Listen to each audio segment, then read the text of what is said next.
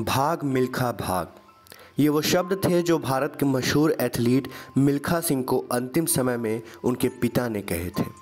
फिर इन्हीं शब्दों को आत्मसात कर उन्होंने जीवन में बहुत नाम कमाया। मुश्किलें बारिश के पानी की तरह बरसती रहीं, लेकिन मिल्खा सिंह सभी को धूल चटाकर बुलंदियां छूते चले गए। फ्लाइंग सिख के नाम से मशहूर मिल्खा सिंह अब हमारे बीच नहीं रहे। दोस्तों, मिल्खा सिंह का जन्म पाकिस्तान के मुजफ्फरगढ़ में हुआ था। वह एक सिख राठौड़ परिवार से बिलोंग करते थे।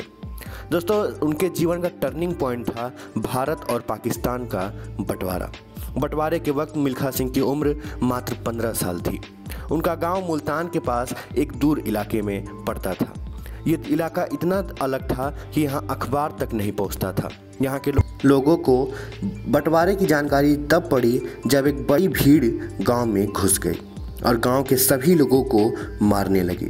दोस्तों, उनके पिता भी इस झगड़े का शिकार हुए और उनकी गर्दन पर तलवार से वार किया गया था, जिसके बाद वह ज़मीन पर गिर गए थे और अपने बेटे की सुरक्षा के लिए उन्हें वहां से भागने को कहने लगे। पिता ने कहा, भाग मिल्खा भाग।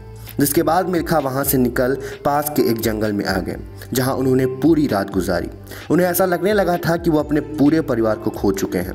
लेकिन अगली सुबह उन्होंने दिल्ली के लिए ट्रेन ली और वो कभी भी पंजाब वापस नहीं जाना चाहते थे। वह पुरानी दिल्ली रेलवे स्टेशन पर उतरे, लेकिन उनकी मुश्किलें अब भी वही बनी हुई थी। उस समय हैजा तेजी से फैल रहा था और मिल्खा सिंह हजारों शरणार्थियों के बीच करीब 3 हफ्ते तक रेलवे स्टेशन पर ही पड़े रहे। दोस्तों, अब मिल्खा सिंह को समझ में आ गया था कि अगर उन्हें जिंदा रहना है तो उन्हें खूब मेहनत करनी पड़ेगी। उन्होंने तो डकैत बनने तक का फैसला कर लिया था, लेकिन उनकी बहन के बहुत समझाने पर उन्होंने इस विचार को अपने दिमाग से निकाल दिया। और आज देखिए इतिहास उन्हें कहाँ लेकर आया। उन्होंने 10 रुपये महीना तनख्वाह पर एक दुकान में सफाई तक का काम किया। मिल्खा सिंह ने स्कूल में भी दाखिला लिया, लेकिन वो पढ़ाई नहीं कर पाए। कुछ समय बाद मिल्खा सिंह को पता चला कि सेना में भर्ती हो रही है। उन्होंने भी आवेदन किया, लेकिन 3 बार में भी सफलता नहीं मिली। आखिरकार वह 1952 में सेना में भर्ती हो गए। इसी दौरान सेना में एक भर्ती हुई जिसमें उनकी प्रतिभा को पहचान लिया गया। सेना में हर साल एक क्रॉस कंट्री रेस होती थी, जिसमें से अच्छे एथलीटों को छांटकर उन्हें ओलंपिक्स या कॉमनवेल्थ गेम्स के लिए तैयार किया जाता था। मिल्खा सिंह इस रेस में प्रथम आए और इसमें उनकी प्रतिभा को पहचाना गया। उन्हें भारत पाकिस्तान स्पोर्ट्स मीट पर आमंत्रित किया गया, लेकिन वह इसमें हिस्सा नहीं लेना चाहते थे। वह सोच रहे थे कि अगर वह हिस्सा लेते हैं तो बंटवारे के गहरे जख्म एक बार फिर ताज़ा हो जाएंगे, लेकिन वो आखिरकार इसमें शामिल हो ही गए। यहाँ उनका मुकाबला अब्दुल खालिक से हुआ। दोस्तों, अब्दुल खालिक, उन्हें फ्लाइंग बर्ड ऑफ एशिया कहा जाता था। एशिया के सबसे फास्टेस्ट रेसर में से एक अब्दुल खालिक को मिल्खा सिंह ने उनके घर यानी पाकिस्तान में ही धूल चटा दी और उसी दौरान राष्ट्रपति अयूब खान ने उन्हें फ्लाइंग सिख की उपाधि दी। खालिक को हराना इसलिए बड़ी बात थी क्योंकि उन्हें एशिया का सबसे तेज दौड़ने वाला व्यक्ति माना जाता था और वह मिल्खा सिंह को हल्के में ले रहे थे।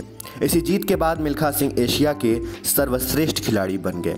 इससे पहले मिल्खा सिंह ने 1956 में मेलबर्न ओलंपिक, 1960 में रोम ओलंपिक और 1964 में टोक्यो ओलंपिक में भारत का प्रतिनिधित्व किया था। और दोस्तों, आपको शायद ही पता हो कि रोम ओलंपिक में वो मात्र 0.1 सेकेंड से पदक जीतने से चूक गए थे। दरअसल मिल्खा सिंह इतने तेज दौड़ रहे थे कि उन्हें अपने पीछे के रेसर दिखाई ही नहीं दे रहे थे और जैसे ही वो थोड़े से स्लो हुए और उसी 1 सेकेंड के फ़र्क ने उन्हें पदक जिताते जिताते रख दिया। लेकिन इस हार में भी उनकी जीत थी, क्योंकि पहली बार कोई रेसर भारत का कोई रेसर 4थे स्थान पर आया था। इस जीत के बाद मिल्खा सिंह फ्लाइंग सिख के नाम से पूरे भारत में मशहूर हो गए। मिल्खा सिंह का नाम उनके करियर में कई महिलाओं के साथ जुड़ा, लेकिन उन्होंने श्रीलंका में अपनी पत्नी से शादी कर ली थी। उनकी पत्नी का भी कुछ दिन पहले ही देहांत हो गया। दोस्तों, मिल्खा सिंह में दौड़ने का हुनर अचानक ही नहीं आया, बल्कि वह तो बचपन से ही दौड़ रहे थे। दरअसल दोस्तों, बंटवारे से कुछ समय पहले जब मिल्खा सिंह 5वीं कक्षा में थे, तब वह स्कूल में पढ़ाई कर रहे थे, जो उनके घर से 10 किलोमीटर की दूरी पर था। मिल्खा सिंह रोज़ 10 किलोमीटर की दूरी तय कर स्कूल जाया करते थे और वहीं से उनकी दौड़ने की आदत बन गई थी। अगर आपको ये वीडियो अच्छा लगा तो हमारे चैनल को सपोर्ट करने के लिए प्लीज़ सब्सक्राइब कर दीजिए। वीडियो देखने के लिए आप सभी का दिल से शुक्रिया। धन्यवाद।